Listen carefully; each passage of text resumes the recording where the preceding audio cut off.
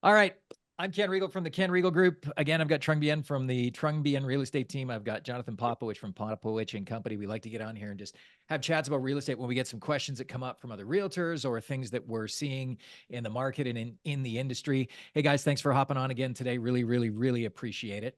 Always good to be here, Ken. Oh, I'm glad you're here today. Okay, so big question that I'm getting from actually several realtors now that we've been talking about bringing onto our team or just having conversations with in this day and age is, do you have to be a social media influencer to be successful in real estate today? And I wanted to talk to you guys about this because you guys are two ultra successful realtors, but you don't necessarily have huge social media presence. So I just wanted to get your guys' take on that. How do you guys feel about social media today and some of these agents that are social media influencers versus the way that you guys have done it? Trung, you want to tee that up first? Sure. I would say that there is definitely a breed of realtor that's using a new school of marketing to generate business, which is social marketing, social media, whether it's from Instagram or YouTube. And I could say that we're seeing a lot of it.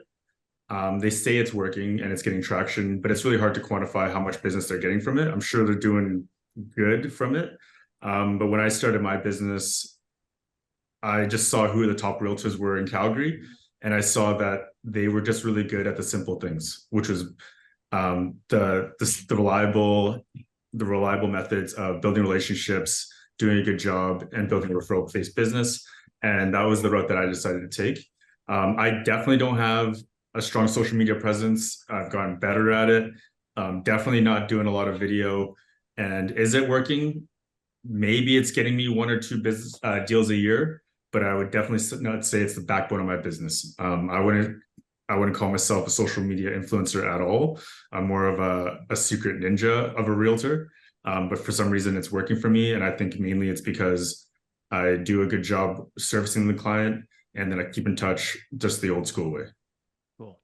And then John, Yeah. like what the foundation of your business. So talk to us about that. What do you think the primary driver of your business is if it's not social?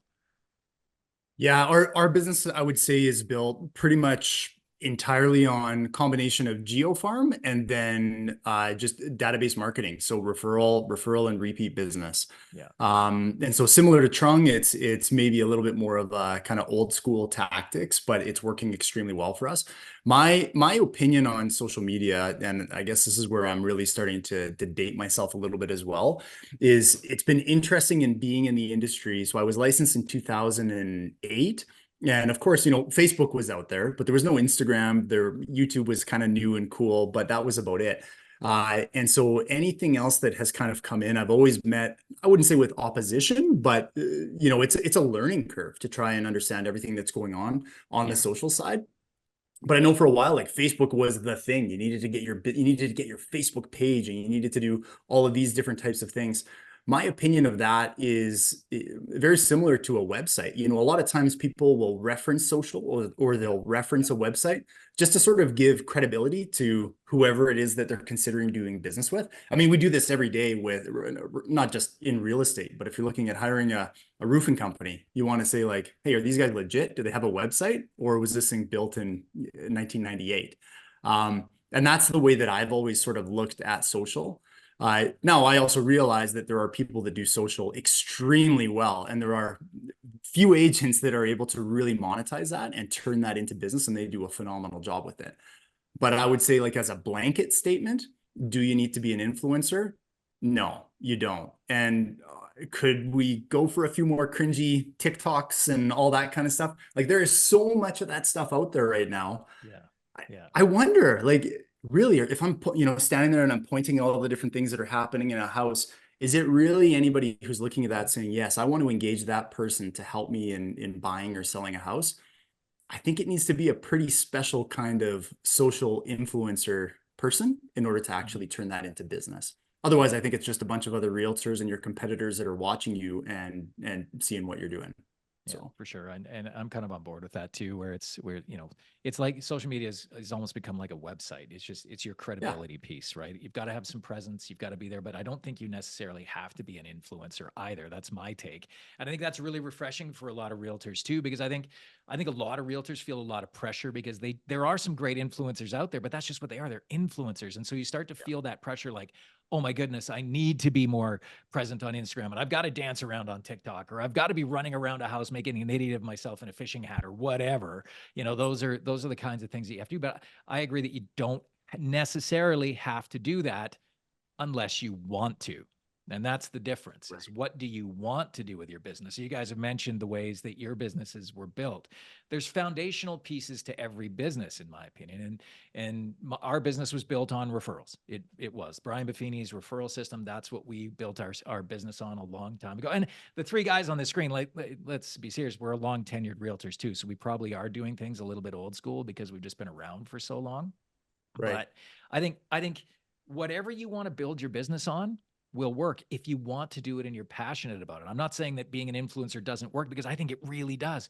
There's lots of realtors in town that are influencers that are building really great businesses, and that's the foundation of their business, but they may not necessarily have a huge referral base. Yeah. Conversely, there's referral based realtors that may not have a social media presence like an influencer. They've got some presence. I think it's important to have some presence, but they're not an influencer. But their businesses are really big because they believe in what they're doing and they put all of their effort into it because it's true to them and they're passionate about it. Mhm. Geofarming, it's another thing. You build your business around whatever you are passionate about and whatever will work for you, because everything works. You just have to believe in it. But I don't necessarily think you have to be an influencer. You have to have that foundation, and then you can build out from there. Does that make sense? Totally. Yeah, it totally makes sense. And I think the interesting thing too with like the influencer thing is that now we're starting to see people that realize like, hey, it's pretty hard to become an influencer. You can't just go to buymorelikes.com and all of a sudden have, well, I Yeah. mean, you can and go get 20,000 followers or 25,000 or 100,000 followers, whatever it is. But what you're seeing and what I find interesting is you have these influencers, and other people are leveraging the influencers or engaging them or paying them, hey, come and do a quick walkthrough of my property on this. But when you actually run the numbers of these so-called influencers and where they stack up in terms of their production and the amount of deals that they're actually doing, I would argue that they're some of the least productive agents that are in the city. Maybe that's a very unpopular opinion, but I think that, and I don't want to try to poo-poo it at all, because I think it is sort of it can be a secondary business. Like if you're an influencer in real estate, it doesn't necessarily have to mean that you are doing the deals yourself, but maybe that's just the avenue that you're exploring is sort of secondary income or marketing income or co-listing income or however you end up doing it. And there's nothing wrong with that. It's just, what do you like to do and make it work for you. Yeah, for sure. I still think that work works in this business, and putting your head down. If you want to sell real estate and you want to be a realtor, I think doing the work works. And there's some foundational pieces that you have to do, whether you're an influencer or not, that actually sells houses. And I don't necessarily think that being the influencer does those things. Right. Yeah. Totally. Trung, any more thoughts on that? I think the ones that do well with being a social media influencer, they're a diamond in the rough. They have the charisma and they have the skills and they have the tenacity to build the habit and the consistency of doing that much posts, where it really works for them. But is it scalable? Is it teachable to other agents? I would say there's a lot of inherent personality traits that they have that make them good. So can they teach others on doing it? Perhaps. But I've seen a lot of people that wanted to be an influencer. They spent a lot of time with their content producing, and on the outside looking in, it doesn't seem like they are selling a lot of houses. Just doesn't So translate, right? From the camera to real life. Yeah. doesn't look like it on the outside looking in. Yeah, and to me, there's a lot of things. It feels like it's also getting pulled back to the middle where, I even read an article yesterday, and this isn't about social media, but it's, the biggest thing in real estate was you had to have Google pay-per-click leads. And I got an email from a marketer yesterday going, is it time that we stop spending money on Google pay-per-click? Is Google pay-per-click dead for real estate? So it's all cyclical like that too, right? Yeah. Yeah. Totally. Awesome. Well, guys, I appreciate the chat today. So I think that we're all in agreement that you don't necessarily have to be an influencer to be successful in real estate. It is one way to be successful, but it's not the only way. And you don't have to do it to be a realtor in 2024 and have a really great business. Agreed? Agreed. But make sure that you like, follow, and subscribe because Awesome. All right, guys. Right on. Thanks so much. Appreciate it. Awesome. Okay. Thanks for your Guys, time. have a good one. See ya.